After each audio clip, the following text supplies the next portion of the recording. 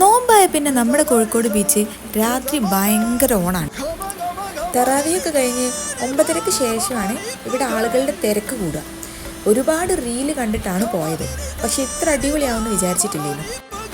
Try ചെയ്യണമെന്ന് മനസ്സിൽ വിചാരിച്ച പല ഐറ്റംസും ഇവിടെ കണ്ടു.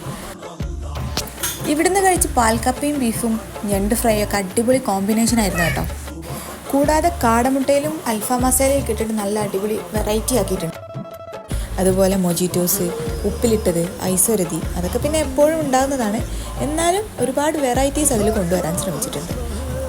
മൊഗദാർ ബീച്ചിൻ്റെ സൈഡിലേക്കാണ് ഇത്രയും ഫുഡ് സ്ട്രീറ്റ് ആയിട്ട് മാറിയിട്ടുള്ളത്. ഇവിടെ എത്തിക്കഴിഞ്ഞാൽ പിന്നെ സമയം പോകുന്ന പോക്ക് അറിയില്ല. വെറുതെ ഒന്ന് വാച്ചിലേക്ക് നോക്കുന്ന സമയത്താണ് ഇത്ര സമയമായി നമ്മൾ വന്നിട്ടുള്ളത് എന്നുള്ളത് മനസ്സിലാക്കാൻ പറ്റും. കോഴിക്കോട് നിന്നുള്ള ആളുകൾ മാത്രമല്ല കേട്ടോ ഇവിടെ വരിക.